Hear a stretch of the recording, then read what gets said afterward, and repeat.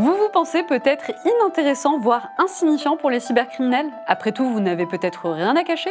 Ou alors vous n'avez peut-être aucun pouvoir de décision dans votre entreprise? Si c'est le cas, vous vous trompez. Votre mot de passe, c'est la porte d'entrée dans le système d'information de votre entreprise. Votre voix, en la reproduisant par deepfake, on pourra peut-être inciter un collègue à faire des virements de l'entreprise sur des comptes frauduleux. Votre visage, il sera peut-être utilisé pour créer de fausses visioconférences pour arnaquer vos collègues. Ce n'est pas de la science-fiction, c'est bien le monde d'aujourd'hui. Début février, un salarié de Hong Kong a été piégé dans une fausse visioconférence par des cybercriminels. Déguisés grâce à des deepfakes, ils ont incité à faire pour 25 millions de dollars de virements. En bref, vous n'êtes pas prêts. Mais vous pourriez l'être. Comment ? On en discute dans cette vidéo.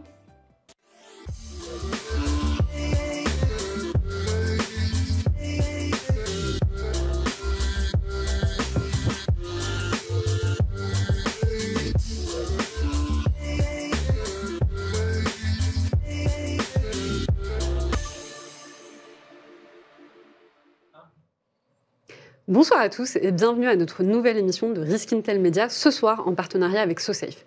Le sujet de ce soir, ça va être la sensibilisation autour de la cybersécurité entre mythe et réalité. Et pour cela, on a avec nous 4 experts ce soir qui vont en débattre. Et je vais commencer justement par leur donner la parole pour pouvoir se présenter. Je commence par vous, Jean-Baptiste. Bonsoir Yasmine, donc Jean-Baptiste Roux, je suis vice-président de l'activité internationale chez SoSafe, donc acteur dans le domaine de la cybersécurité, bien évidemment. Merci. Michel. Bonsoir, je suis Michel Séjean, je suis professeur de droit, et en particulier de droit de la cybersécurité, et je m'occupe d'un code de la cybersécurité aux éditions Dalloz pour rassembler toutes les règles de droit applicables en France. Merci.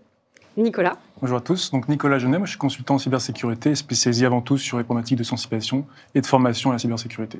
Et Pierre. Bonjour Yasmine, bonjour à tous. Donc je suis Pierre Noël, je suis le CISO d'une société qui est dans la French Tech qui s'appelle Le Collectionniste, et j'ai aussi plusieurs responsabilités, plusieurs autres casquettes en tant que consultant ou advisor un peu partout dans le monde. Eh bien, merci d'être avec nous ce soir. Moi, je m'appelle Yasmine Douedi, je suis fondatrice de Risk Intel Media et j'aurai le plaisir de modérer nos échanges. Est-ce que vous êtes content d'être avec nous ce soir?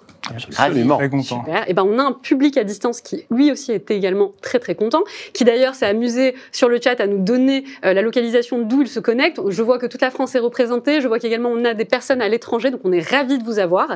Et je vais commencer par cette première question, qui est celle des menaces de cybersécurité. Donc, avec mon équipe, on a réussi à récupérer une étude de Kaspersky qui montre notamment, qui pointe du doigt le fait que l'IA est une menace dans le secteur de la cybersécurité pour 2024. Alors il est vrai qu'en 2023, c'était le grand sujet de tout le monde, celui de l'IA et forcément notre écosystème, celui de la cybersécurité n'en a pas échappé. Pour autant, Jean-Baptiste, je sais que vous avez également une étude qui montre l'état actuel des menaces en cybersécurité. Est-ce que vous pouvez nous en dire un peu plus? Oui, alors de cette étude, il ressort d'emblée l'intelligence artificielle comme étant un des grands sujets du moment. L'IA générative en particulier est un accélérateur à toute forme de menace aujourd'hui. Donc il est évident que c'est un des grands sujets. On retrouve aussi malheureusement, je dirais, des choses récurrentes. Tout ce qui est menace liée au phishing reste un vrai domaine d'actualité, que ça soit sur des vecteurs d'attaque comme l'email, mais aussi, et ça c'est une des caractéristiques, c'est on est en multicanaux aujourd'hui, donc on n'attaque pas, enfin il n'y a pas des attaques de phishing uniquement via l'email, mais aussi via d'autres canaux aujourd'hui. Ça, c'est une vraie thématique. Il y a un autre élément de tendance aussi, c'est bien évidemment ce déséquilibre qu'il y a entre le nombre de personnes disponibles dans les équipes cybersécurité versus, je dirais, le niveau de risque auquel on est confronté. Il y a un déséquilibre qui malheureusement joue en faveur des hackers, donc ça, il faut l'avoir en tête. Et puis, il y a d'autres éléments, bien évidemment, le rançon logiciel qui est encore omniprésent. On l'a encore vu très récemment là, à Hong Kong. Je dirais, il y a une très très belle prise, si on veut être côté hacker, sur le sujet. Un effet accélérateur, les crises géopolitiques, et que dire du MFA aussi, qui effectivement a été mis en échec, je dirais à plusieurs reprises, qui montre que toutes ces tendances ne font qu'accélérer, je dirais, le niveau de risque auquel on est confronté. Pierre, vous en pensez quoi? L'IA est un problème émergent. Ce n'est pas encore un des problèmes majeurs auxquels je dois me focaliser, auxquels la plupart des sociétés doivent se focaliser, mais nous savons bien que c'est un problème émergent. C'est non seulement un problème émergent dans le sens où l'IA générative, comme Jean-Baptiste l'a très bien dit, peut être utilisée pour créer des attaques, mais aussi on doit pouvoir se positionner par rapport à l'utilisation de l'IA dans notre propre société. Et donc, quels sont les risques associés avec une décision business d'utiliser l'IA? Donc, c'est une problématique auxquelles la plupart des CISO sont pour l'instant dessus. Bien sûr. Alors c'est vrai que je peux comprendre la crainte qu'on peut avoir vis-à-vis de l'IA, et je pense qu'elle s'est beaucoup révélée récemment, parce que justement Jean-Baptiste t'en parlait, ce qui s'est passé à Hong Kong, c'est un cas qui est quand même assez particulier. Hein. C'est-à-dire que oui, il y a eu une tentative donc, qui est passée par le phishing, c'est-à-dire qu'on a envoyé un mail pour se connecter, mais là où je pense la personne n'était pas du tout, ne s'y attendait pas, c'est finalement de voir une vidéo de visioconférence avec des gens qu'il connaît, des collègues, et donc forcément quand on vient à discuter avec des collègues, on se pose pas trop la question de faire des virements, et je rappelle le montant, c'est quand même 25 millions de dollars. C'est beaucoup, c'est énorme. Donc finalement, c'est quelqu'un qui, d'ailleurs, moi, dans les articles que j'ai pu lire, était sensibilisé justement au phishing, mais pour le coup, il ne s'attendait pas à ce qu'on puisse faire un deepfake. Généré aussi. Bah oui. C'est incroyable. Vous, qu'est-ce que ça vous a, quand vous avez entendu cette histoire, qu'est-ce que ça vous a donné? Moi, ça m'avait juste fait penser, en fait, il y a quelques années, je crois que c'était Jean-Yves Le Drian qui a été victime d'une fraude de ce type-là. En l'occurrence, c'était un masque qui a été mis par l'attaquant, en jouant aussi sur la luminosité, parce qu'en l'occurrence, c'était en lumière vraiment qui était juste au-dessus. Ouais. Donc ça profitait, en fait, les imperfections du masque, en fait, jouaient en sa faveur. Donc ça, c'était, je crois, en 2017 ou 2018, à vérifier sur la date. Mais là, depuis, encore même pas 7 ans, on a complètement franchi un gap en termes de technologie. Nous avons eu les premières attaques auxquelles j'ai eu connaissance dans le cadre de l'utilisation de l'IA générative, c'est à peu près 5-6 ans dans le monde bancaire. Et on a un gros problème au niveau de l'IA générative, c'est que ça change le paradigme. À l'heure actuelle, la plupart des experts en cybersécurité diront « ne vous fiez pas sur un email, téléphonez à la personne ou voyez la personne.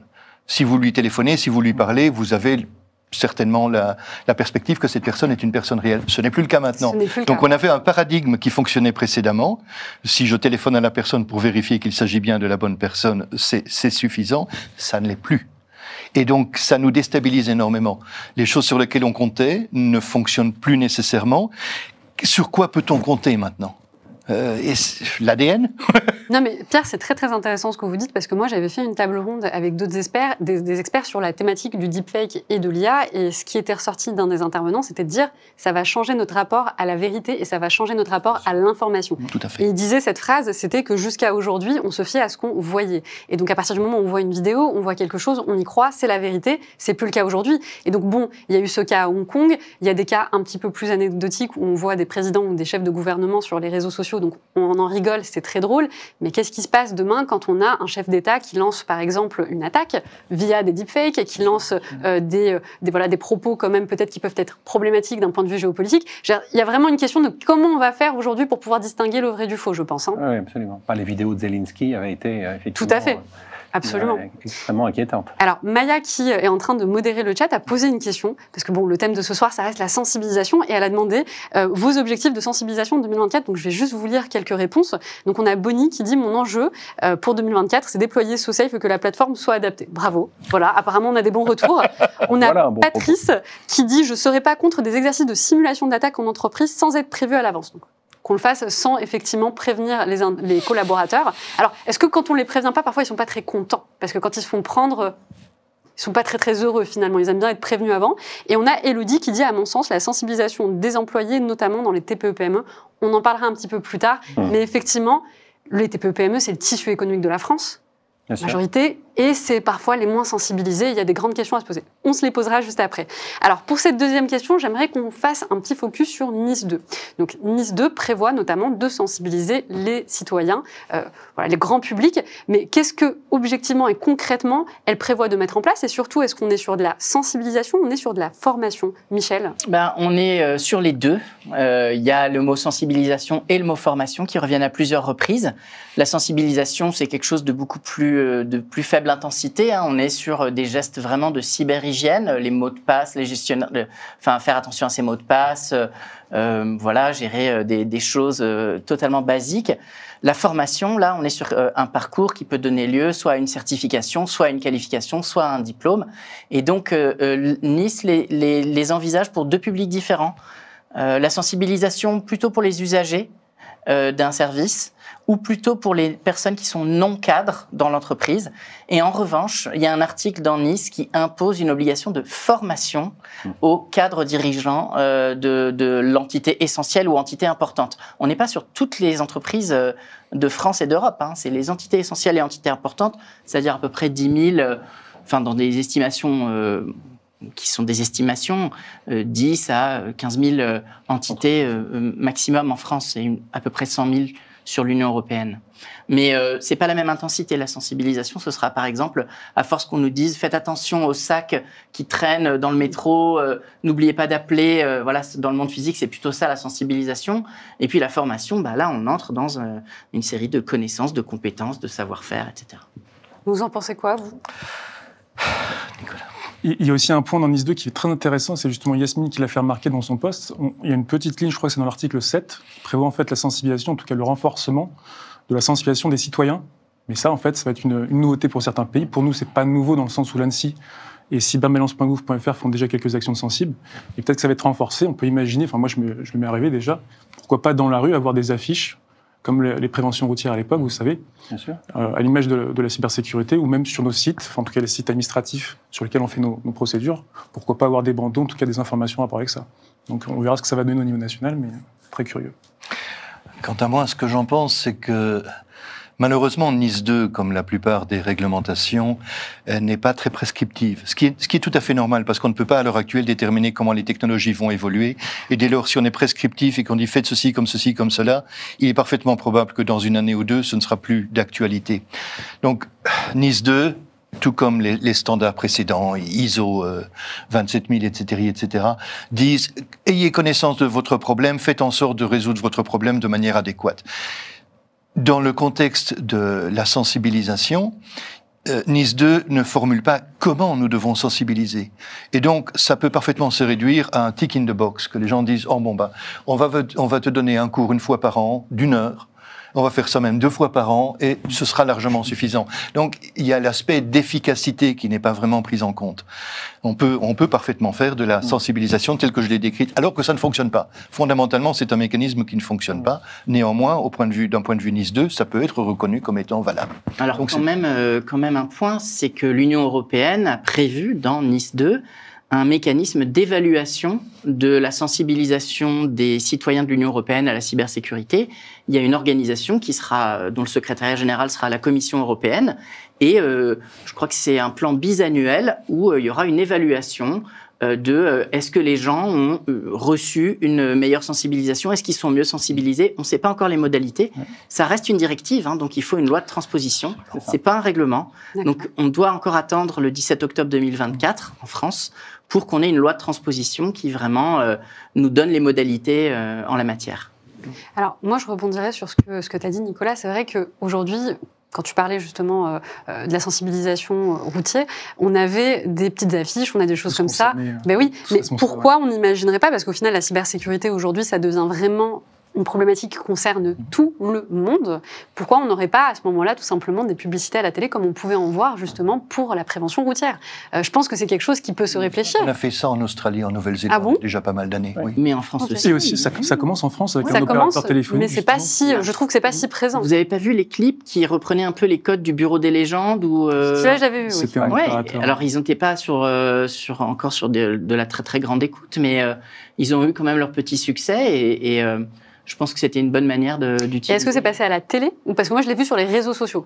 Moi, je l'ai vu sur les réseaux sociaux aussi, et dans des conférences. Moi, je pense que ça pourrait être intéressant de capitaliser sur des moments de grande écoute, sur des chaînes nationales qui sont justement vues et suivies par tout le monde. Je vous invite à regarder les programmes qui existent en Angleterre sur le sujet. La BBC, qui a un programme qui est absolument fascinant, je l'ai découvert récemment, dans lequel, en fait, ils monitorent des hackers en train de produire de l'ingénierie sociale auprès de personnes.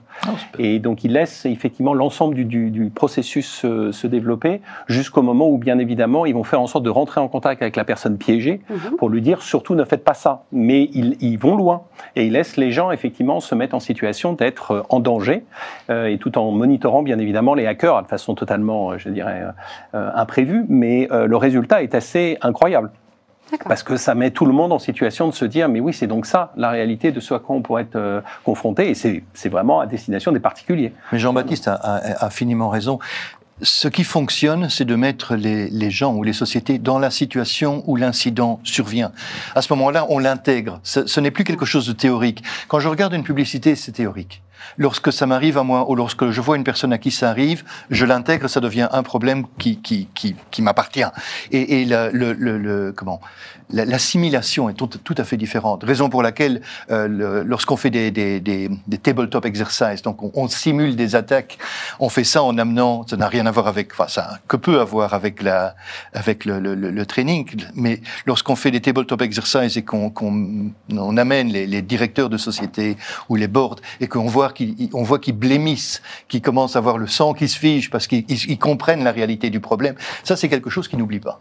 Et comme ils n'oublient pas, ils vont y faire attention. Ça marche. Eh ben, je suis tout à fait d'accord avec vous. J'ai même une anecdote qui est arrivée très très récemment. Moi, il y a quelques mois de cela, j'avais contacté quelqu'un qui avait énormément de public sur les réseaux sociaux parce que je voulais justement lui permettre de venir sur une émission qui est celle de Maya, qui est plus de l'infotainment. Il faut savoir que ce sont des gens qui ne sont pas du tout dans l'écosystème de la cybersécurité, donc pour le coup, la sécurité, ils ne connaissent pas. Et je me souviens de la réponse de cette personne-là à l'époque qui m'avait répondu, bah, écoutez, c'est très intéressant, mais ça ne parle pas à mon public, c'est pas tout à fait les gens avec lesquels je traite. Donc c'est quelqu'un qui avait près de 80 000 followers sur LinkedIn. Il faut savoir que pour ces créateurs de contenu, c'est aussi tout leur carnet d'adresses, c'est des années de travail. Et ben, il y a 1 semaine ou 2 semaines de ça, je reçois une newsletter de cette personne-là, qu'il a envoyée à tous ses abonnés, pour dire « Mon compte LinkedIn a été attaqué, le compte LinkedIn a été fermé. » Donc, elle reçoit un premier message qui dit « Bah voilà, on a des photos compromettantes, vous nous donnez 500 euros ou que sais-je en bitcoin, ou sinon on vous hack. » La personne, parce qu'elle racontait un peu son histoire, elle disait bah, « Je me suis dit, si elle n'a pas accès à mon compte bancaire, bah, tout va bien. » 1 heure plus, donc elle s'est dit je finis ma réunion, je verrai ça plus tard. 1 heure plus tard, elle reçoit un message de LinkedIn pour lui dire que le mot de passe a été changé. Et effectivement, 1 heure plus tard, quand on regarde, elle n'existe plus sur LinkedIn. C'est des années de travail. Donc finalement, quelqu'un qui n'a rien à voir avec la cybersécurité a dû se rapprocher donc d'experts en cybersécurité. Et je pense que maintenant, effectivement, elle est très sensibilisée. Je pense qu'elle fait très peur. Voilà, ça fait très peur quand on le vit. Mais il est vrai qu'au départ, quand on l'a pas vécu, on pense à tort qu'on n'est pas concerné. C'est le propre de l'être humain. Nous sommes optimistes de manière générale. Ça n'arrive qu'aux autres. Ça ne nous arrivera pas. Et justement, je rebondis, Pierre, parce que quelqu'un posait la question, à part les spots... Alors attendez, c'était pas la question. Voilà, c'est quelle est selon vous la bonne fréquence de formation pour les employés tous les mois, tous les trimestres? Tout à l'heure, vous disiez effectivement, c'est parfois des... Ça dépend de la culture des employés. Si j'ai des milléniaux devant moi, la façon dont je vais les former sera complètement différente que si j'ai des cinquantenaires devant moi. Ça dépend aussi de la culture de la société. La façon dont, et la fréquence avec laquelle je fais faire de la formation en France, en Europe, sera complètement différente de la façon dont je le ferai en Chine. Donc, pour répondre facilement, le plus court possible, le plus souvent possible. Ça, c'est ce qui fonctionne, en tout cas dans le cadre du collectionniste, où j'ai énormément de milléniaux, donc la grande majorité des employés de la société sont des milléniaux. Je dois le faire très court et très souvent. Ça fonctionne. Oui. C'est bien les outils au service de la réalité de l'entreprise et pas l'inverse. Donc effectivement, on adapte les fréquences, on adapte les dispositifs en fonction de la réalité des populations d'entreprise. Je crois que c'est une évidence. Alors, on a une question de Frédéric qui demande « Connaît-on les bonnes pratiques mises en place dans d'autres pays ?» Donc lui, il donne l'exemple de Singapour, de la Corée ou du Japon, mais peut-être que vous avez d'autres pays et d'autres connaissances de pratiques qu'on n'a pas en France? Au point de vue national ou au point de vue dans les entreprises? Dans les entreprises, déjà, je pense. Relativement similaire. Relativement. Et national, ça change? National, oui. Il y a eu j'ai habité 25 ans à Singapour et Hong Kong, donc je crois que je peux en parler un peu. Dans les pays comme Singapour, l'Australie, Nouvelle-Zélande, il y a eu ils ont passé pas mal de temps et pas mal d'investissements pour faire en sorte que la plupart de la population soit au fait de la problème de la cybersécurité. Donc il y a eu des spots de télévision. Ça fonctionne relativement bien. Gardons en tête néanmoins que la spécificité de pays comme Singapour, l'Australie et la Nouvelle-Zélande, ce sont des petits pays. Des pays avec une faible population et une population relativement homogène. Je ne suis pas certain que ce qui a fonctionné dans ces pays-là fonctionnerait nécessairement dans des pays plus grands, comme la France, ou des pays qui auraient une population beaucoup plus hétérogène.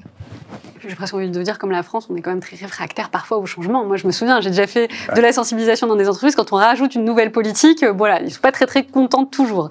Alors, revenons sur Nice 2. Donc, Nice 2, c'est un texte qui est très fourni, qui est complexe. Comment font aujourd'hui les juristes pour accompagner justement les entreprises, ou en tout cas, comment ils vont faire pour les accompagner? Et surtout, donc, pour revenir sur les TPE-PME, est-ce qu'une réglementation supplémentaire ne vient pas complexifier un peu plus leur processus, voire peut-être être un coût pour elles, sachant qu'aujourd'hui, déjà, elles peinent parfois? Michel. En fait, il faut garder à l'esprit que les réglementations européennes, elles ont 2 délais. Il y a un délai d'entrée en vigueur. On dit, bon, bah voilà, cette loi, elle est maintenant dans le paysage. Et puis après, de ce règlement ou cette directive. Et puis après, il y a un délai d'entrée en application. Et il y a en général 2 ans pour ça. Et les entreprises, pendant ces 2 années-là, bon, bah, la première année, elles se sentent pas tellement concernées, mais le marché qui va les aider à entrer en conformité, lui, il se sent concerné tout de suite.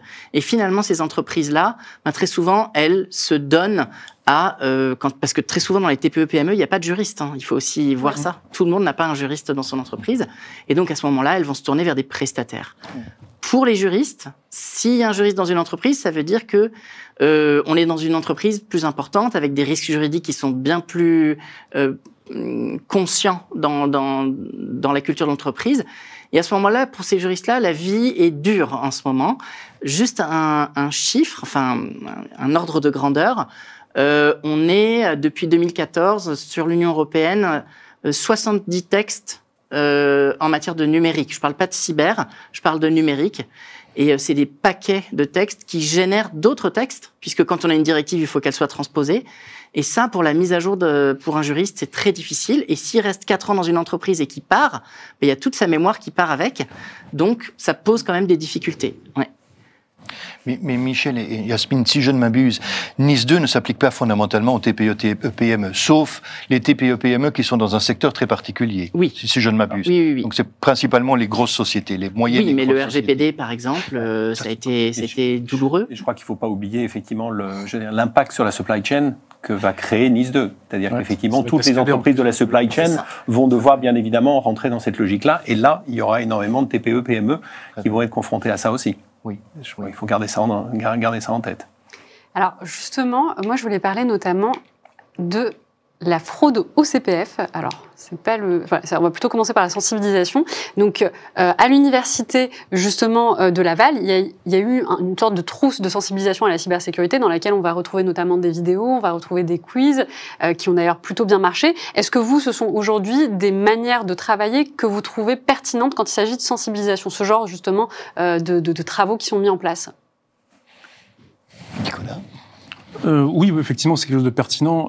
Ce que je ne vais pas dire que je déplore, mais qu'il faudrait améliorer effectivement dans les sensibilisations, c'est en fait, une fois que la sensibilisation, par exemple, initiale est faite, donner en fait un endroit tout en un, en fait, où tout le monde peut retrouver les ressources, plutôt que d'aller chercher en fait chacun de son côté, quitte à aller sur Internet, c'est aussi le danger.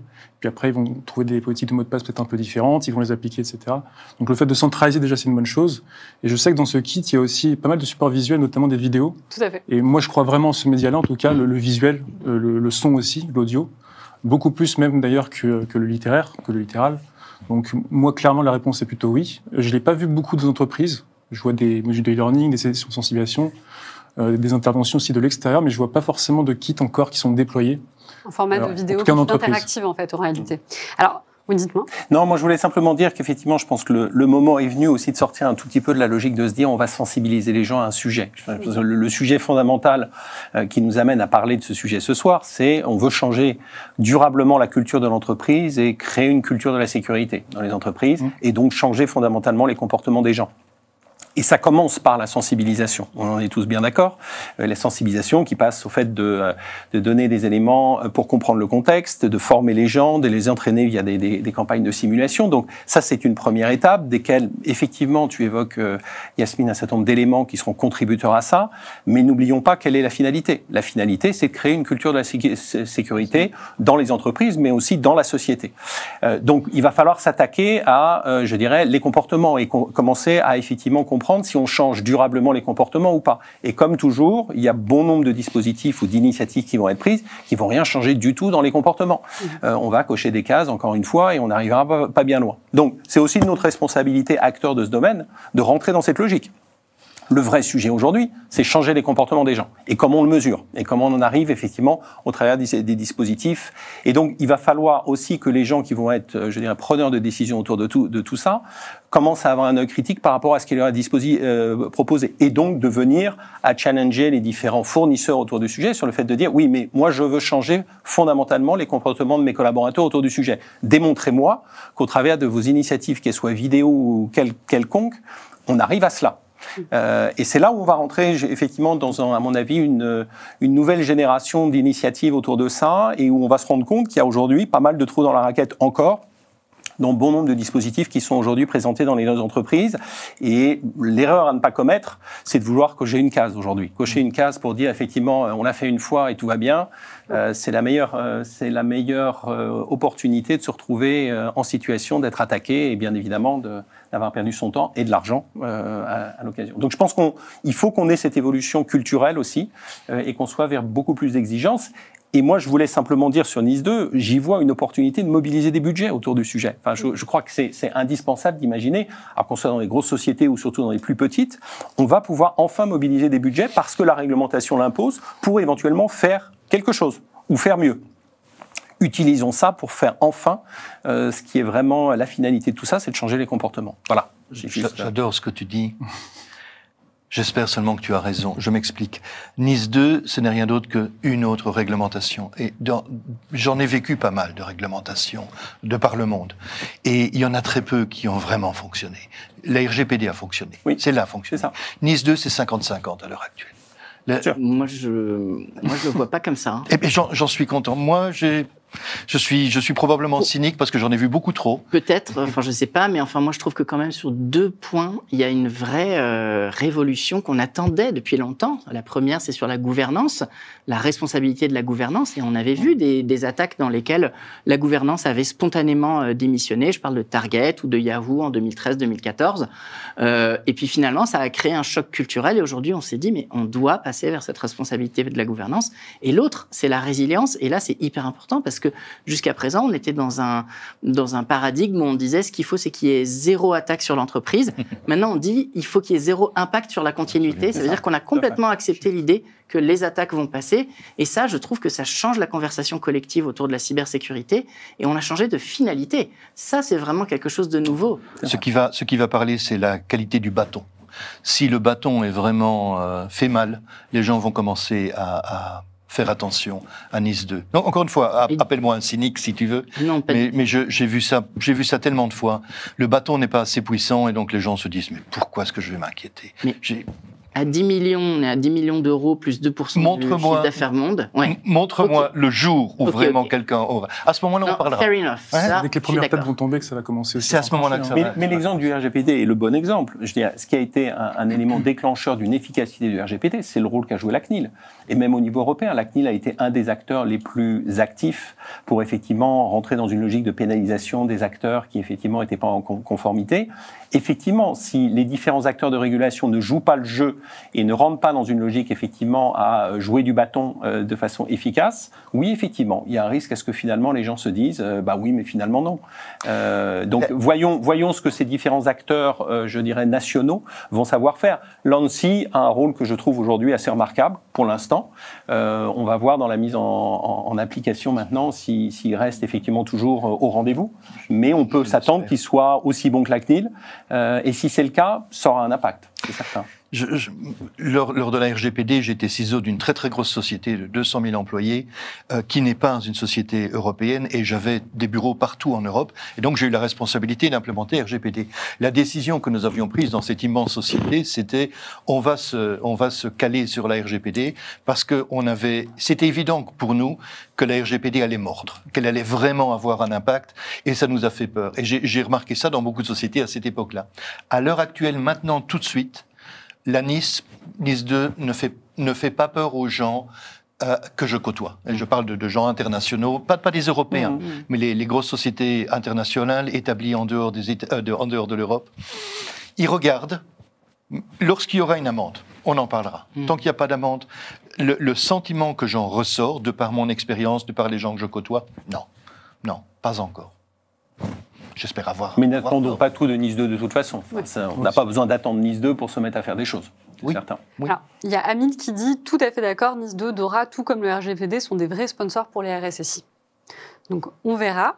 On a fait, voilà, parfait. Donc, avec SoSafe, on a posé la question à l'écosystème de la cybersécurité. On leur a demandé s'ils croyaient que la sensibilisation en cybersécurité a jusqu'ici échoué. Donc, je vous laisse voir les réponses. On a 38% de oui, 22% de non et 40% de ça dépend. Donc, ça pose aussi la question de savoir si jusqu'ici, les méthodes qui ont été utilisées pour la sensibilisation sont réellement pertinentes. Déjà, est-ce que ce sont des chiffres qui vous étonnent, comme ça? Je suis d'accord. Non, c'est bien sûr cohérent. Et donc, à la lumière de ces informations, qu'est-ce qu'on peut préconiser? Quelles sont les typologies de sensibilisation qu'on pourrait mettre en place pour permettre justement de ne plus échouer, entre guillemets, comme on peut le voir dans ce sondage? Je pense, en tout cas personnellement, qu'il y a 3 leviers. Le premier, c'est vraiment toucher personnellement l'employé, enfin l'utilisateur du SI plus précisément. Comme j'aime bien dire en introduction des sessions que je fais, par exemple, les bonnes pratiques que vous allez voir en session, là, c'est emporter à la maison. D'accord ? Et là, il y a tout de suite les yeux qui se lèvent, parce qu'en fait, ça va leur parler. Et à la fin de la session, vu que ça s'est bien passé globalement, ils viennent nous voir pour demander des conseils par rapport à leur vie perso. Et c'est comme ça que les messages, du coup, vont passer un peu plus facilement. Vraiment toucher personnellement, essayer de faire des analogies, des parallèles, et des outils aussi, je vais parler sur ce deuxième point juste après, des outils qui peuvent aussi, si possible, transposer dans leur vie quotidienne. Le deuxième, justement, levier que j'identifie, c'est l'outillage, au sens, c'est bien de donner les bonnes pratiques, maintenant, il faut aussi répondre au comment. Le quoi, c'est bien, mais il y a le comment. Comment est-ce que j'outille ces bonnes pratiques-là ? Comment tu mets en œuvre ? Et j'ai vu trop d'experts, en tout cas prétendus experts en sensibilisation, qui sont super bons, même bien meilleurs que moi, ils connaissent tout sur tous les sujets, mais dès qu'il s'agit de passer vraiment sur le terrain, au sens où, en face, on a une population très particulière, qui est très mobile, qui aussi travaille en dehors des heures ouvrées, sur différents types de terminaux, là, le comment, je ne l'ai pas forcément vu, quoi. Et le troisième, je pense qu'on est tous d'accord, et aussi Jean-Baptiste est un militant de ce côté-là, c'est la gamification en fait. Donc de l'interactivité, de l'interaction, pas juste du statique, et de la mise en situation. Ce que j'aime bien faire dès la sensibilisation, pas que la formation, c'était mise en situation. Avec justement des mails de fichiers qu'on projette, des témoignages aussi, ou qu'est-ce que vous aurez fait à la place de la personne. Il y a plein de leviers qu'on pourrait évoquer, mais grosso modo, c'est 3 leviers que je me permettrais d'en rajouter un qui effectivement devient de plus en plus omniprésent maintenant dans les initiatives qu'on prend, c'est de mettre en place un dispositif qui permette aussi de mesurer les changements de comportement. Le fait d'avoir des gens qui suivent des modules de formation, des gens qui cliquent ou qui cliquent pas sur un mail de phishing, ça vous donne un constat du niveau de maturité qu'ils peuvent avoir par rapport au sujet et du niveau d'intérêt qu'ils ont par rapport au sujet. Mais ça vous dit pas si le changement de comportement est en cours. Ce qui devient un levier très intéressant, c'est tout ce qui est report de phishing, par exemple. Et on le voit dans les messageries aujourd'hui, on met des dispositifs en place qui permettent de remonter des informations. La seule chose, c'est que l'enjeu, c'est pas uniquement de remonter l'information, c'est de faire en sorte qu'on puisse constater à cette occasion si la personne va avoir une réflexion autour du sujet, se poser les bonnes questions et de se dire oui, je le renvoie à l'équipe de sécurité ou pas. Et après, d'avoir aussi un retour de l'équipe de sécurité pour que la personne, effectivement, puisse continuer à travailler correctement, mais aussi avoir compris si, au travers de son analyse, elle avait fait la bonne analyse ou pas. Donc, tout ceci, ça s'outille. On ne va pas parler produit, mais on parle uniquement fonctionnalité. Et là, on est vraiment à la frontière entre, je dirais, la sensibilisation et la compréhension du sujet versus le changement de comportement. Et on se rend compte que commencer à mesurer ces dispositifs-là nous amène à commencer à comprendre si, en termes de comportement, les gens changent. Et après, tout l'enjeu, ça va être de motiver ces gens-là à ce que ce comportement change de façon, je dirais, pérenne, jusqu'au moment où se mettra en place une culture de la cybersécurité. Je reviens à ce que je disais tout à l'heure, mais je pense que ce moment, je dirais, de bascule est extrêmement important, parce que si on ne va pas vers ça, on sera toujours déçu, on aura toujours des statistiques telles qu'on en a là aujourd'hui, de dire ça dépend. Et je crois beaucoup à cette perspective. Je pense aussi, si je peux ajouter quelque chose sur ce point-là, dans la sensibilisation, il y a toujours un récit derrière. Bien sûr. Et je pense que ce récit, il a été beaucoup sur le côté anxiogène des choses, et je suis pas sûr que ça mobilise le mieux possible les gens.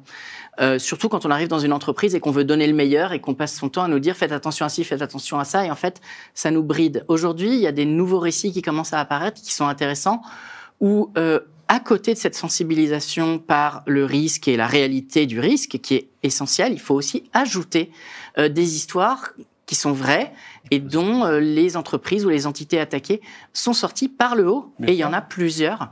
Elles ont réussi, après la cyberattaque, à communiquer d'une telle manière qu'en fait, elles ont gagné la confiance de clients supplémentaires ou de parties prenantes supplémentaires.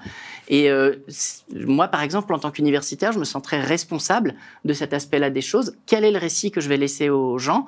Est-ce que c'est il faut absolument que tu apprennes à avoir peur et donc à te barder de mécanismes de protection, ou bien est-ce qu'on peut ensemble travailler à un savoir-faire supplémentaire qui nous permette toujours de grimper, de monter vers le haut et finalement de gérer un risque comme tous ceux qu'on gère dans la journée sans s'en rendre compte? Justement, j'ai 2 remarques par rapport à ce que tu viens de dire et ce que vient de dire Jean-Baptiste, concernant justement moi, ce que j'appelle le happy ending, c'est-à-dire quelqu'un qui a été victime d'une cyberattaque, en tout cas qui a cliqué sur un mail, a soumis son mot de passe par exemple. Moi, j'ai fait une interview d'une personne il y a quelques temps qui était au fond du trou, en tout cas à l'instant T, et au fur et à mesure, elle a pris un peu plus de confiance parce qu'on l'a justement rassuré à ce sujet-là, et au fur et à mesure, au bout d'une semaine, je dirais, c'est devenu notre meilleur allié en termes de sensibilisation, parce qu'en fait, elle a éduqué ses proches, parce qu'elle est revenue à la maison, d'ailleurs, petite anecdote, elle a demandé à son mari de jeter tous les appareils numériques, d'accord, à portée de vue, ce qui a été vraiment traumatisme, c'était un véritable traumatisme. Le lendemain, ça allait mieux. Et très vite, c'est devenu notre meilleure allié parce qu'en fait, c'est elle qui dit, dès qu'on reçoit des mails, même des simulations de phishing, au passage, attention, là, c'est un mail bizarre qu'on a reçu. Là. Ne cliquez pas là-dessus, j'ai un peu des doutes. Donc, et ça va cascader, ça va irradier au niveau de l'entourage. Absolument. Donc finalement, il faut vraiment positiver là-dessus. Il y a un happy ending à la fin. Tout à fait. Dans l'aspect positif et psychologique, ce que j'ai mis en place chez Le Collectionniste, qui est une petite société, donc nous parlons de 250, 300 personnes, c'est une société qui est fondamentalement positive, optimiste. Et j'ai décidé, exactement en adéquation avec ce que tu dis, Michel, j'ai décidé de faire en sorte que la cybersécurité soit vue de manière positive. C'est-à-dire, par exemple, que je demande aux gens de me contacter s'ils ont la moindre question. Et ils savent que de manière générale, je vais les féliciter. J'ai toujours tendance à les féliciter, leur dire « Fantastique, merci beaucoup d'avoir fait ça ». Et je pense, en toute humilité, je pense que je suis parvenu à faire en sorte que la cyber chez Le Collectionniste soit vue de manière positive. Ah oui, c'est quelque chose qu'on gère relativement bien, ça va. Et puis Pierre est là, et puis on envoie les messages si on n'est pas certain. Ça fonctionne. Ça ne fonctionnerait pas dans une grosse boîte. Donc c'est quelque chose que j'ai pu faire dans une petite boîte parce que je peux contrôler. Je sais que... Je connais à peu près tout le monde, les gens me connaissent. Si j'avais une boîte de 10 000 personnes, j'aurais quelques difficultés à le faire. Mais ça fonctionne infiniment bien. Mon taux de clics en phishing chez Le Collectionniste, j'ai vérifié cet après-midi, 7%. Alors qu'habituellement, une bonne banque, c'est 14-15%, donc je me rappelle. 7%, c'est beau. Ben voilà, ça marche. C'est convaincant. Je confirme, c'est beau. Moi, j'ai déjà vu du 60%, donc wow. c'est pas mal. Justement, donc le public qui réagit, donc Florian qui dit « Bonjour, je trouve que la sensibilisation est nécessaire, mais malheureusement, elle a ses limites. Nous le voyons bien avec toutes les campagnes concernant le tabac, la sécurité routière. » Bonnie qui répond « Un des leviers de sensibilisation que j'aime bien activer aussi est le levier de proximité. S'appuyer sur des relais dans des équipes security champion, manager, et de contextualiser les messages par rapport à leur métier. » Donc finalement, c'est ce que vous dites aussi, c'est ces rapports de proximité. Et je voulais justement revenir, Nicolas, parce qu'on a eu des questions autour de la gamification, donc tu y as parfaitement répondu, mais juste pour te les donner, donc il y avait Valentin qui posait la question, pourquoi ne pas développer des serious games au sein des entreprises au même titre que pour les business managers ou autres profils décisionnaires? Et Elodie qui demandait, croyez-vous en la gamification? Tu y as partiellement répondu. Dis-moi, Michel. Eh bien, à l'université Sorbonne Paris-Nord, où je suis en fonction, on a choisi la gamification pour la sensibilisation à la cybersécurité. Donc, on crée à partir de 2025 un trophée de gestion de crise cyber. Et dans chacune des équipes, il y aura 2 juristes, 2 information et communication, donc pour les communications de crise, 2 licences pro gestion des risques, 2 IUT réseau et système et 2 ingénieurs. Et les 10 personnes devront travailler ensemble pour résoudre un tabletop exercise. Et en fait, ce trophée-là, il y aura donc 10 équipes, 100 étudiants qui seront concernés. Wow. Va se terminer par un énorme gala annuel qui deviendra un peu la fête identifiante de Sorbonne Paris-Nord. Et ça, je pense que c'est quelque chose qui va vraiment aider à faire infuser une culture. C'est pour moi une gamification, une mise en situation exactement dans le prolongement de ce que disait Nicolas.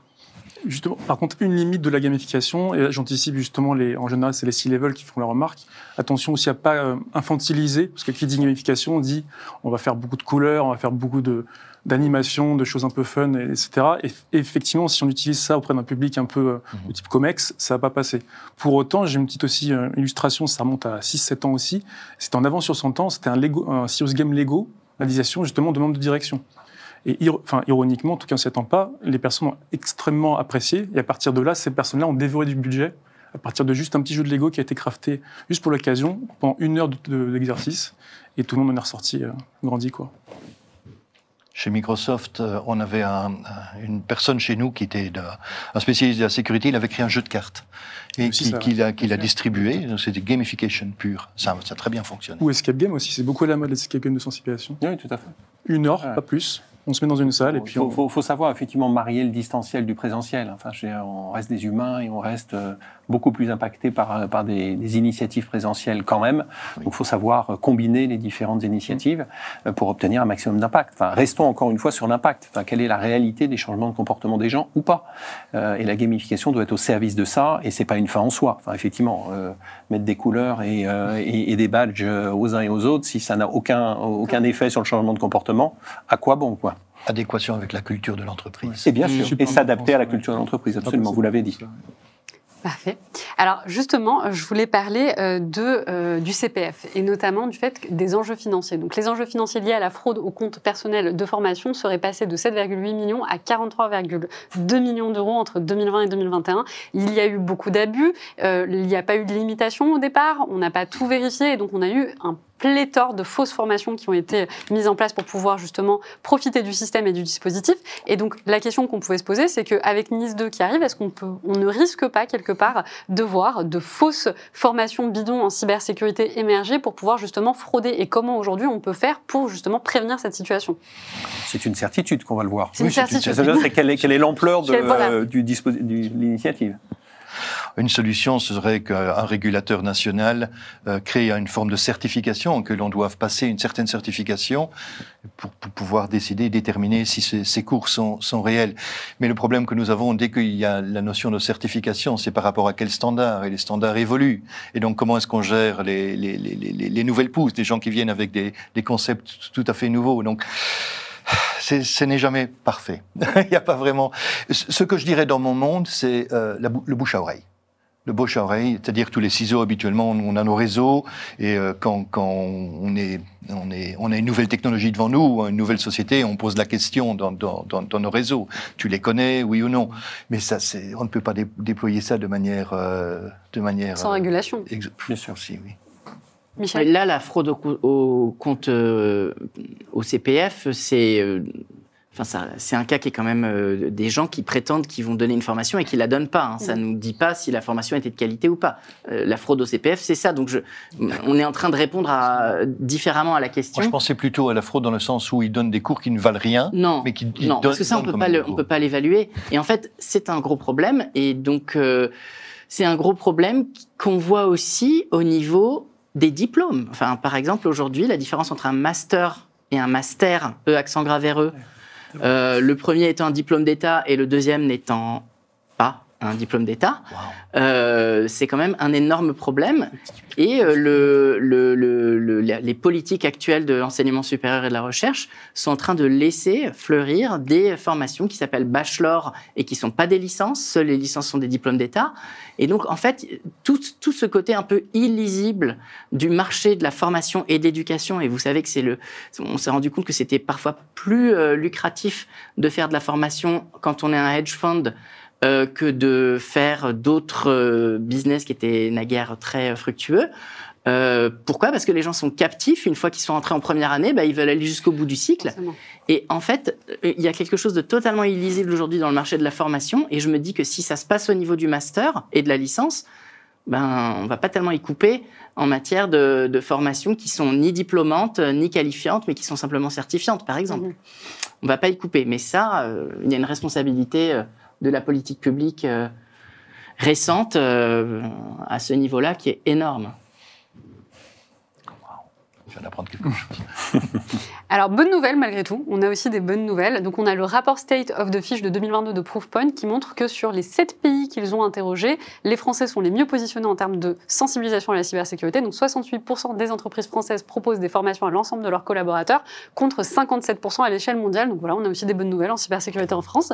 Cela étant dit, ça pose quand même la question. Quand on voit qu'entre pays, il peut y avoir des divergences en termes de sensibilisation, et Michel, tu le disais tout à l'heure, c'est aussi quelque chose qu'on peut retrouver dans les entreprises, au sein des collaborateurs. Donc, comment on choisit une formation de sensibilisation en cybersécurité quand au sein même de l'entreprise, finalement, on n'a pas le même niveau de connaissance, de compréhension ou de point de départ?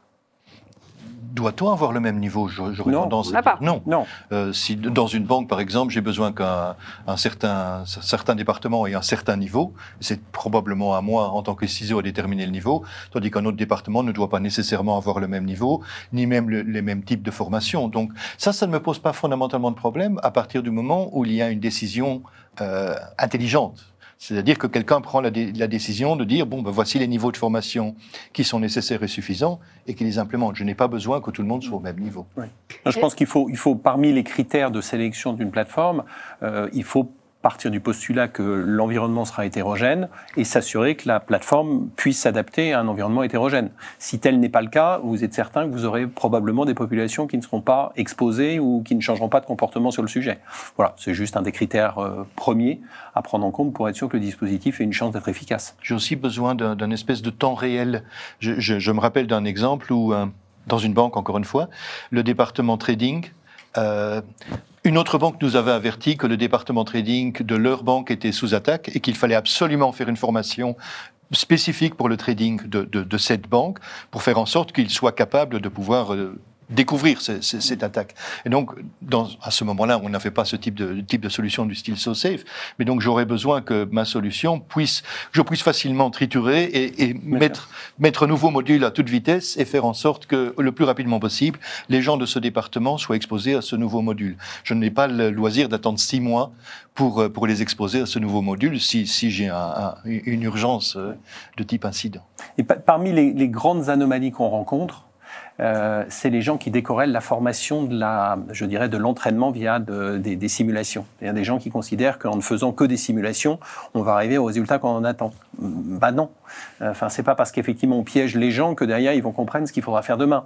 On continuera de les piéger encore et encore, on continuera d'être dans l'anxiogène, ça c'est certain, au niveau de la direction, au même titre qu'au niveau des collaborateurs, mais on n'aura rien changé. C'est un peu darwinien quelque part. Faut revenir dans cette logique première qui est de dire que pour avoir une logique d'apprentissage sur quelque chose, il faut déjà expliquer ce qu'il faut faire, déjà donner du contexte, après effectivement expliquer ce qu'il faut faire, et après entraîner les gens à voir est-ce qu'ils font bien ce qu'on attend ce qu'ils fassent. C'est très basique ce que je dis, mais malheureusement, le nombre d'entreprises que l'on voit qui effectivement ne respectent pas ces fondamentaux, et après on se demande pourquoi les dispositifs ne sont pas efficaces. Oui, mais de ce point de vue-là, je trouve que NIS 2 est un progrès, parce que en disant que les cadres dirigeants doivent être formés professionnellement, on va éviter quelque chose qui s'est passé. Enfin, moi, je reviens toujours à cette attaque de Target qui est tellement incroyable.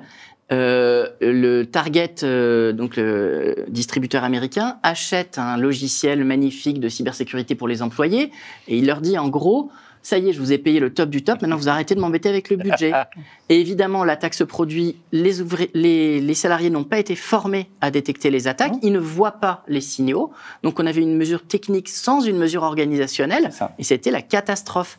Mais aujourd'hui, si ce staff avait été, cet organe de direction avait été formé, il ne serait peut-être pas passé la même chose en fait. Mais pas que la direction. C'est-à-dire, je crois qu'il ne faut pas non plus imaginer que la direction fera des miracles en rapport avec les comportements de chacun des individus. Il faut effectivement que la direction soit partie prenante et soit très responsabilisée autour du sujet. Mais n'oublions pas, et ça aussi c'est un des travers que l'on voit régulièrement, les entreprises qui ne considèrent ne former et d'entraîner qu'une partie de leur population. Et en particulier, on a aujourd'hui dans des environnements industriels par exemple, toujours le problème des white collar versus les blue collar, donc les gens en atelier versus les gens en bureau. Où on considère qu'une fois qu'on on a mis en place un dispositif pour les gens qui sont dans les bureaux, de toute évidence, l'entreprise est protégée. Oui, mais non. Enfin, il faut aller plus loin que ça. Après, il faut trouver des dispositifs qui s'adaptent à la réalité des collaborateurs. Vous avez des gens qui sont en atelier, vous n'allez pas pouvoir imaginer qu'ils s'arrêtent de travailler dans les ateliers pour être devant un écran et passer leur journée à faire des tests de phishing. Mais c'est bien, encore une fois, le dispositif qui doit s'adapter à la réalité de l'entreprise. Et là-dessus, quand on choisit une plateforme, il faut être dans l'exigence par rapport à ça, pour que ça corresponde à la réalité de l'entreprise et ne pas partir du principe de dire qu'en omettant une partie des gens dans le dispositif, on va y arriver. J'ai bien peur que non. Nicolas ? Du coup, je me permets presque de poser une question à la place de Yasmine. Comment est-ce que vous tous vous sensibilisez justement un COMEX, un CODIR, en tout cas des dirigeants, à la fois aux enjeux de la cybersécurité, c'est une chose, et aux fondamentaux de la cybersécurité? Pour moi, c'est d'ailleurs 2 formats différents. Comment est-ce que vous faites ? J'ai établi une cartographie des risques cyber, des risques digitaux de manière générale, pas simplement cyber, et je fais en sorte que nous passions du temps 2 fois par an à analyser la réalité de ces risques, à déterminer où ces risques se situent par rapport à notre appétence pour le risque. Et j'ai aussi dans les sociétés le comité le board. Des gens dans le board qui ont la responsabilité de faire en sorte que nous déployions une bonne culture de gestion des risques. Si j'ai ces 2-là, ça va. Habituellement, le comité exécutif, c'est-à-dire le CEO, le CFO équivalent, ont une bonne visibilité sur ce qui peut vraiment se passer, combien ça va nous coûter, ou quels sont les aspects réputationnels qui seront induits par ce type d'attaque. Et ça les réveille bien, ça. Et puis après, dans la mise en œuvre du dispositif, on fait en sorte effectivement d'aller aussi vers des dispositifs complémentaires pour les équipes de direction. On voit de plus en plus d'initiatives présentielles en complément des plateformes d'e-learning, par exemple, et qui ont pour but de les sensibiliser à des choses très particulières, entre autres par rapport responsabilités individuelles auxquelles ils peuvent être exposés et de comprendre des choses très spécifiques qui doivent être comprises de ces gens-là. Mais c'est vrai qu'il ne faut pas faire l'économie de cette sensibilisation-là, parce qu'elle est absolument fondamentale pour la réussite d'un dispositif. Je crois toujours dans la notion de la carotte et du bâton. Ce que je trouve qui fonctionne, mais ce n'est pas facile à implémenter, c'est d'avoir au niveau du board, des directeurs du board, quelqu'un qui ait nommément la responsabilité de poser les bonnes questions pour faire en sorte que la pyramide de la société ait une notion de cybersécurité. Donc, c'est très bien d'avoir un ciseau dans la boîte. Un sponsor, tu voulais dire ou... Je suis directeur dans le board et je pose la question lors des board meetings. Bon, où en est-on au niveau de la cybersécurité? Avons-nous reçu un rapport de la part du CISO? Quelles sont l'évolution de nos risques? Donc, je pose les questions. En tant que directeur dans le board, je pose les questions. Et ces questions sont minutées, c'est-à-dire elles font partie du meeting. Et donc, le CEO a la responsabilité d'implémenter, de trouver des réponses à ces questions. Et ça déclenche automatiquement un domino où tout le monde doit mettre en place quelque chose de cyber. Donc, il faut que quelqu'un tout en haut de la chaîne, donc dans le board des directeurs, ait cette responsabilité de poser les questions. Pas de le faire, juste de poser les questions. Et sur la question du white collar et blue collar, qui est hyper intéressante, est-ce que quand même, il n'y a pas un problème sur la délimitation de ce que c'est que le cyberespace? Je donne un exemple sur le fait que... c'est très bien de s'occuper des intrusions dans le système d'information.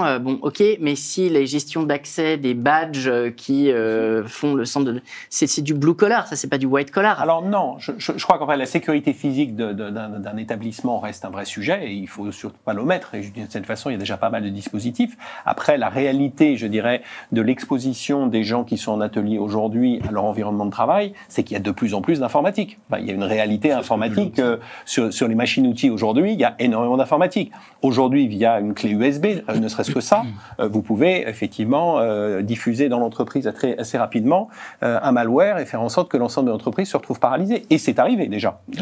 Donc tout ça pour dire qu'il faut sensibiliser ces personnes à avoir les bons comportements en rapport avec l'outil informatique auquel ils sont confrontés, même si l'outil informatique est différent de celui qu'on a quand on est dans un bureau. Leur interface informatique est tout à fait différente de l'interface avec un clavier, avec un ordinateur qui tourne Windows ou Macintosh. Effectivement, ils ont une interface qui potentiellement est plus primaire ou tout à fait différent, mais il faut les éduquer. Il faut effectivement qu'ils puissent comprendre les signaux et savoir s'il y a quelque chose qui devrait les titiller.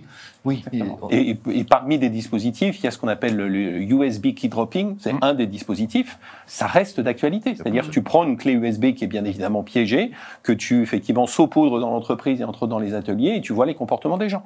Alors tu leur apprends avant toute chose que bien évidemment il ne faut jamais plugger une clé USB sur un dispositif si tant est qu'elle n'ait pas été vérifiée par l'équipe sécurité. Et puis après tu constates la réalité des choses et tu te rends compte que malheureusement il y a encore bon nombre de gens qui se font piéger. D'ailleurs pas que dans les ateliers, aussi dans les bureaux, soyons très clairs, ça reste un vrai sujet. C'est un des dispositifs parmi d'autres. Mais ce qu'il faut bien comprendre, c'est qu'il faut adapter en fait le dispositif à la réalité de leur métier. C'est bien ça l'enjeu. Il ne faut pas imaginer que les gens vont pouvoir rester en salle de classe. Par contre, on peut imaginer que, par exemple, une fois par mois, les gens qui travaillent en atelier soient mis en salle avec un accompagnement autour d'une plateforme en e-learning, mais avec un présentiel qui anime, entre guillemets, la session, et que sur une demi-journée, on leur donne l'essentiel de ce qu'ils doivent comprendre en rapport avec le sujet. Oui, c'est des dispositifs qui existent dans pas mal d'entreprises. Et ça me rappelle, j'ai eu cette expérience où j'ai dû travailler dans un environnement ferroviaire. Et dans cet environnement ferroviaire c'est les ingénieurs qui ont le pouvoir dans cet environnement. Moi, je suis venu avec des notions de classification, des notions de gestion de risque qui étaient héritées de l'environnement bancaire, je dirais. Et j'ai essayé d'implémenter ça. Ça n'a pas fonctionné. Il m'a fallu quelque temps pour comprendre que je devais changer toute la linguistique, que je devais utiliser des termes complètement différents. Au lieu de parler de quelque chose qui était risqué, ça devait être un niveau 3. Niveau 3, il comprenait. Risqué, il comprenait pas. Donc, j'ai dû utiliser le langage de cette équipe pour faire en sorte qu'ils adoptent et qu'ils comprennent ce dont je voulais parler. Donc, il y a un effort à faire de notre côté. On ne faut pas que l'on vienne avec ce qui est la bonne pratique. Il y a des bonnes pratiques, mais qui ne s'appliquent pas nécessairement dans toutes les industries. Donc, il faut vraiment, les faire évoluer. Absolument. Alors justement, pour revenir sur la question de la carotte et du bâton de tout à l'heure, on a Stéphane qui fait donc ce commentaire suivi par une question. J'ai un peu de mal avec le bâton si je prends l'exemple du RGPD dans nos plans de gestion de crise en cas d'attaque cyber réussie avec exfiltration de données, entre guillemets, ce qui est de plus en plus souvent l'objectif premier. Le bâton du RGPD est traité comme un risque à gérer en plus de la crise résultant de l'attaque. Pour une PME, c'est une perception de double peine. C'est un peu une gestion de crise. Dans la crise, qu'est-ce que vous en pensez ? La victime se retrouve à être coupable d'avoir été victime. En tout cas, elle le sent comme ça. Très bien dit, Michel. Et en fait, sur le plan juridique, on revient à quelque chose d'assez peu civilisé, parce que tout le travail du droit, c'est de séparer le coupable et la victime et de dire que bon, vous êtes victime, on comprend, et vous êtes coupable, et ben on vous punit. Et là, on revient un petit peu en arrière, et donc il y a tout un travail de re-civilisation justement à faire, avec une difficulté quand même, c'est que on n'a pas sur le cyberespace un droit à la sécurité. C'est pas comme quand je suis dans la rue, si je me fais taper, je dis mon droit à la sécurité a été bafoué. L'analogie avec le monde physique est différente du point de vue juridique. L'analogie, c'est ma maison avait sa porte et ses fenêtres ouvertes. Oui, je suis assuré contre le cambriolage, mais je peux quand même pas aller me plaindre que j'ai été cambriolé puisque je ne me suis pas sécurisé un minimum. Et donc, il y a une obligation de se sécuriser un minimum pour pouvoir ensuite avoir un droit à la sécurité. Et ça, c'est quelque chose que les entreprises ont du mal à voir tant qu'elles n'ont pas subi elles-mêmes une agression, et c'est ça qui est difficile pour elles. Super. Alors, tu ne vas pas aimer du coup ma prochaine question. C'est une question qui se pose, moi je la pose. C'est, est-ce que quelque part, si on mettait en avant la responsabilité juridique des collaborateurs qui auraient cliqué sur un lien ou qui seraient tombés dans le panneau, est-ce que si on n'engageait pas leur responsabilité juridique, quelque part, on n'aurait pas un cercle vertueux, certes par la terreur, mais un cercle vertueux? Alors, je la pose la question, mais j'imagine la réponse. Bon, moi, je parle du point de vue juridique, donc en droit du travail. On ne peut pas donner une réponse absolue à ça. On ne peut pas dire de manière absolue celui qui a cliqué va être licencié, par exemple. Parce qu'on a un droit du travail qui a une philosophie complètement différente, une tradition complètement différente. En droit du travail, en France, on va regarder les choses contexte par contexte. Et on va laisser des avocats plaider le contradictoire et on va expliquer que c'est pas la même chose quand on est salarié et qu'on a reçu 200 heures de formation sur comment ne pas cliquer sur du phishing et quand on est salarié et qu'on n'a jamais reçu la moindre formation. Et donc on en revient à la responsabilité de la gouvernance parce qu'il y a un lien de subordination. Il faut savoir qui est celui qui est subordonné. Et celui qui est subordonné est beaucoup moins responsable que celui qui prend les décisions et qui déploie un plan de gouvernance. Et de ce point de vue-là, je reboucle avec Nice 2. C'est très bien que la gouvernance soit responsable parce que moi, je préfère avoir des gouvernances plus responsables plutôt que des salariés plus stigmatisés, surtout quand ils n'ont pas reçu les formations qui leur permettent de progresser. Juste un Vas-y, Nicolas. Un petit commentaire par rapport à ça. Dans tous les cas, je pense que la responsabilité elle est collective quand on a un incident sécurité. Un exemple avec des tests de phishing, quelqu'un, admettons, a cliqué, a soumis son mot de passe, très bien, donc elle est entre guillemets fautive. Est-ce qu'elle a été sensibilisée? Si ce n'est pas le cas, faute plutôt du RSSI, en tout cas de la personne qui est responsable du programme. D'ailleurs, pourquoi est-ce qu'elle a reçu un mail de phishing? Il n'y a pas des dispositifs de filtrage technique qui existent? Il y a peut-être une responsabilité au niveau d'équipe technique, et on pourrait cascader encore plus à un plus grand niveau. Est-ce que la direction n'a pas mis les moyens nécessaires pour mettre en place ce programme de sensible? Là, j'ai déjà 4 acteurs dans la chaîne. Et lequel est fautif? Je crois que c'est un sujet que j'avais évoqué d'ailleurs en plateau avec toi, Yasmine, la dernière fois, où aux États-Unis, c'est l'arroseur arrosé. C'est les entreprises qui se font attaquer par les collaborateurs qui disent qu'effectivement, elles ne peuvent pas être considérées comme responsables et par contre, elles vont attaquer leurs entreprises qui effectivement n'auront pas mis en place tout ce qui va bien pour éviter que ça puisse arriver. Donc, je pense qu'il y aura ce garde-fou qui va se mettre en place assez naturellement, surtout dans nos sociétés européennes, par rapport à ça. Mais c'est intéressant. Je serais fondamentalement d'accord. Dans le contexte des pays occidentaux, je ne pense pas que ce soit applicable. Je ne pense pas que ce soit réaliste. Néanmoins, dans d'autres pays, je vais vous donner un exemple assez simple.